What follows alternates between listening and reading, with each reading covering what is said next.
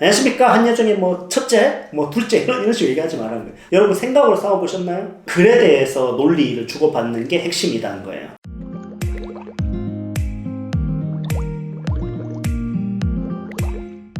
네, 안녕하세요. 레슨포케아트 연극영 원장 이상민입니다. 자, 지난 시간부터 계속 이제 1차 논술, 그 다음에 스토리텔링, 그 다음에 오늘은 면접 이렇게 쭉 이어서 계속 한예종 입시 영화과 그 피드백에 대해서 제가 이번에 모든 과정에 쭉 개입했기 때문에 할 얘기가 참 많이 쌓였는 것 같습니다.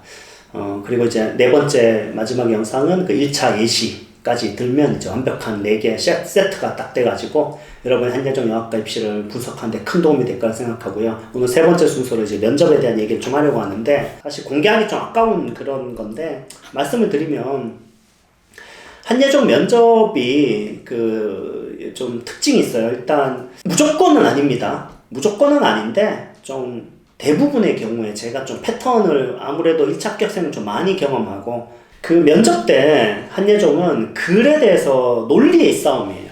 진짜 섹시하고 너무 재밌어요.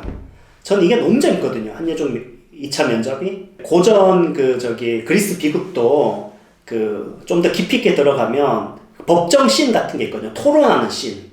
그런 게 되게 논리적이면서도 인간의 어떤 그 정수, 인문학의 정수 같은 걸 보여주는 게 바로 이 고전에서 그리스 비극에서 어떤 이 법정 씬 같은 거예요. 그래서 그런 거를 갖다가 이제 그 유진 오일 같은 사람들이 끌어오죠. 그래서 그 작품 속에서 이렇게 하고 영화에서도 좋은 영화들은 그런 법정 씬 같은 거 그런 것들에서 논리 싸움 막 이런 거 있죠. 되게 그런 세븐 같은 것도 마지막 후반부에 보면 결국 생각의 싸움의 문제잖아요. 그 생각의 싸움이라고 하는 게 바로 한예종 면접입니다. 정말 재밌어요. 생각의 싸움. 여러분 생각으로 싸워보셨나요? 내 논리와 너의 논리가 부딪히는 싸움. 그게 바로 한예종 2차 면접의 특징이다. 이렇게 얘기할 수 있는데 그래서 약간 제가 이런 얘기 하기가 조금 섣불러서 왜냐하면은 그 자소서에 대해서 물어보기만 한 친구도 분명히 합격생이 있거든요. 그렇기 때문에 이 영상을 보고 또 난 자소밖에 안 물어봤기 때문에 떨어졌구나 이렇게 생각할까봐 제가 좀 섣불리 말씀 못 드리겠지만 대부분은 글에 대해서 공격하고 주고받고 하는 게 한예종 면접의 본질이거든요. 그게 좀 약하다 내가 느끼기에. 글에 대해서 거의 안 물어봤다. 그랬을 때 합격할 확률은 높진 않다. 네. 그렇지만 예외는 있으니까 너무 걱정해야지. 좀 뭔가 이렇게 포기하지 말고. 예, 그리고 제 말을 다 믿지 말고. 예, 제가 뭐라고 제 말을 다 듣진 말되, 제 생각엔 확실히 한예종 2차는 면접은 중요하다. 그 글에 대해서 논리를 주고받는 게 핵심이라는 거예요. 그래서 교수님들이 그 과정을 굉장히 흥미롭게, 올해는 또 그래도 스타 감독님이 2분이나 들어오셨잖아요. 이정범, 김용화의 신과 함께, 그 다음에 아저씨. 그래서 감독님들이 들어오셨는데, 참 재밌는 게 그 논리를 보시더라고요. 그래서 정말 재밌었어요. 그러니까 이런 거죠. 미스터리다. 그럼 너가 이 미스터리를 뭐라고 생각하냐? 그럼 네 글에서 그 미스터리가 어떤 식으로 들어왔냐? 그리고 그러면 그 미스터리가 어떤 식으로 스토리를 통해서 전개됐냐? 이런 스토리적인 거에서의 논리를 점검하시는 거. 이런 거죠. 그래서 한예종 그 면접을 좀 도식화해서 한번 설명해 보면은 되게 좀 치명적인 그 정보예요. 이거는. 어디서 듣기 힘든 거거든요. 3가지 타입으로 구성돼요. 첫 번째가 이게 제일 중요합니다. 중요도 한 70% 정도 되는데 글에 대한 어떤 이 논리적 주고받음. 글에 대한 그 논리 싸움. 이게 이제 첫 번째 파트라고 보시면 돼요. 이 첫 번째 파트에서는 그 2가지로 나뉩니다. 1, 2, 3이라 했을 때 1-1. 1-1은 뭐냐면 여러분의 발표할 수 있는 기회를 주는 질문들이에요. 그리고 1-2는 글에 대한 문제점들을 공격하는 질문들이에요. 그러니까 여러분의 글에 따라서 틀려지는 게 1-2번이고 1-1번은 고정되어 있는 질문이에요. 1-1은 제일 먼저는 글에 대한 설명이죠. 글에 대해 설명해봐라. 글을 소개해봐라. 글을 피칭해봐라. 글에 대해서 네가 어떻게 썼는지 한번 얘기해봐라. 줄거리 얘기해봐라. 이런 식인데 요거는 트릭이 좀 있는데 요거는 학생들이 좀 착각하는 게 뭔가 개념을 자꾸 설명하려고 하는데 그거 싫어해요. 감독님들은 그런 거 자꾸 이렇게 가르치는 거 싫어해요. 왜 그거 물어보냐 하면요.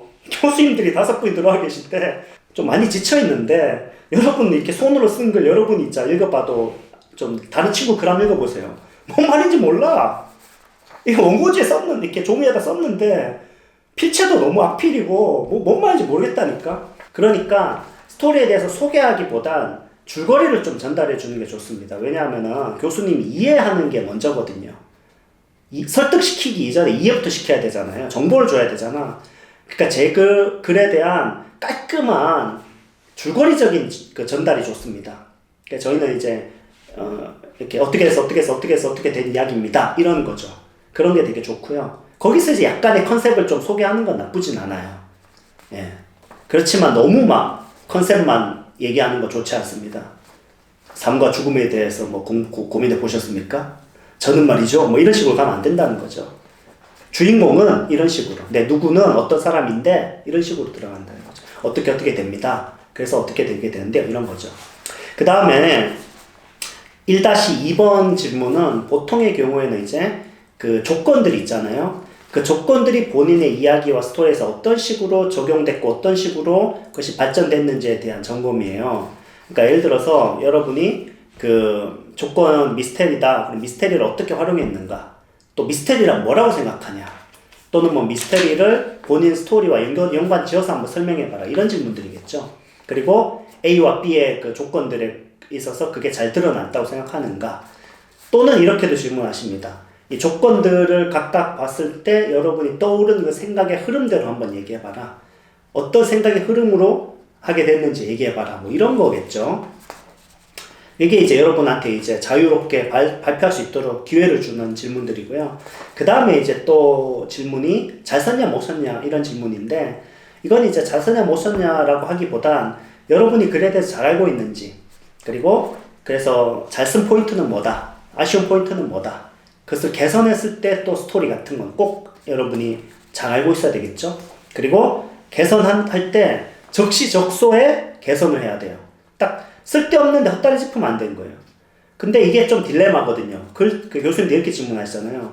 글 잘 썼어? 본인 쓰기에는 좀 잘 쓴 것 같아? 이런 식으로 물어보면 학생이 당황하거든요. 왜냐하면 잘 쓴 것 같습니다 얘기하니까 그것도 좀 이상하고, 왜냐면 내가 봐도 좀 별로거든. 못 쓴 것 같은데요? 이러니까 또 떨어질 것 같고, 그쵸? 그 사이에 딜레마가 있잖아요. 그 딜레마를 잘 풀어내야 됩니다. 여러분이 근거 있게 말하면 돼요. 정확하게 글을 알고 있으면 잘 썼다 못 썼다에 답변할 수 있습니다. 그 다음에 이제 1-2는 여러분 글에서의 논리 싸움이에요. 허점을 공격합니다. 예를 들어서 뭐 그게 말이 돼? 이런 거. 주인공이 미스테리인데 이렇게 하는데 이건 뭐 그냥 너무 쉽게 밝혀지는 거 아니야? 이런 거 있죠. A가 분명히 B가 이걸 파헤치는 캐릭터인데 이건 뭐 이렇게 B가 파헤친 게 아니잖아. 이거는 뭐 새가 날아와서 해결해줬네. 새가 밝힌 거지 B가 밝힌 게 아니잖아. 뭐 이런 식의 공격들인 거죠. 그런 식의 어떤 글에 수많은 허점들이 있거든요. 이런 것들을 교수님들이 이제 공격하는데 이거 재밌어요.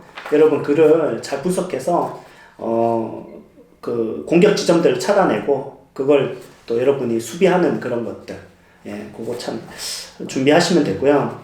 그 다음에 이제 2번째 파트, 자기소개서 파트인데, 자기소개서는 어떤 식으로 질문하냐면요. 여러분 자소서가 이렇게 있는데 자소서에 너무 많은 공을 들여요, 여러분이. 근데 자소서가 좀 문장이 좋고 영화에 대한 생각이 좋은 거는 나쁘진 않아요. 금물인 거 말씀드릴게요. 자소서 금물인 거는 1번 수상이나 실적 나열하지 마라. 그 학종 자소서 아니거든요. 없어졌잖아. 쓰지 말라고. 그래서 외국어 애들 엄마가 써준 것처럼 쓰면 안 된다니까. 2번째, 영어 나열하지 마라. 막 이렇게 영화과 잘 모르는데 좀 있어 보이려고 뭐 아키 카운스 마키에 뭐 예술 세계와 고다르에 뭐 이런 거 막 쓰지 말라는 거지. 별로 안 좋아해요.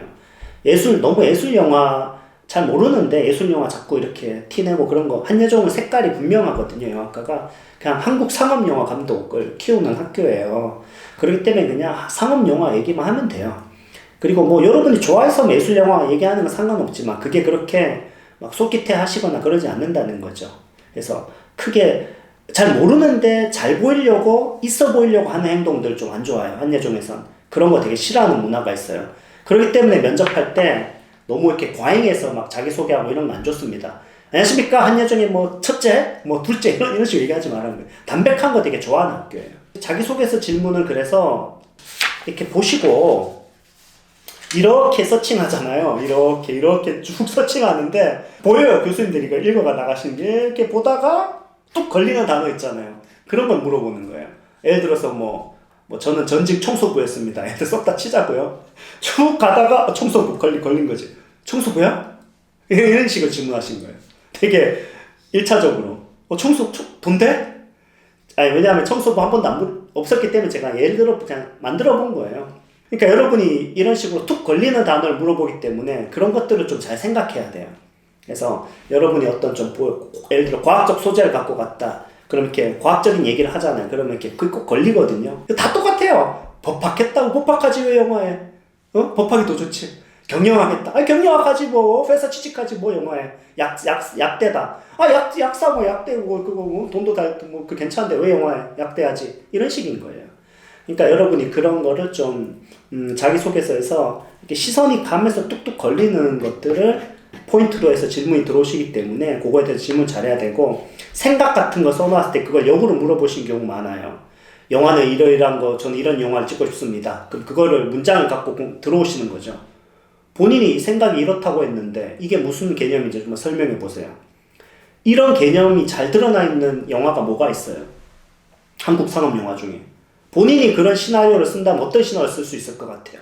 본인이 생각한 시나리오 한번 로그라인 얘기해 보세요. 이런 식으로 들어가는 거예요.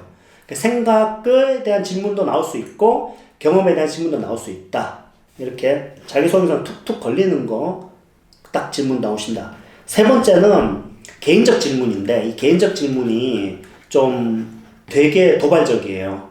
그러니까 여러분이 이거 준비를 잘 하셔야 되는 게 영화과를 다니다 왔다. 이런 게 이제 좀 문제가 되죠, 보통. 서울예대 영화과다 이러면 제일 이제 난감한데 서울예대 영화과야?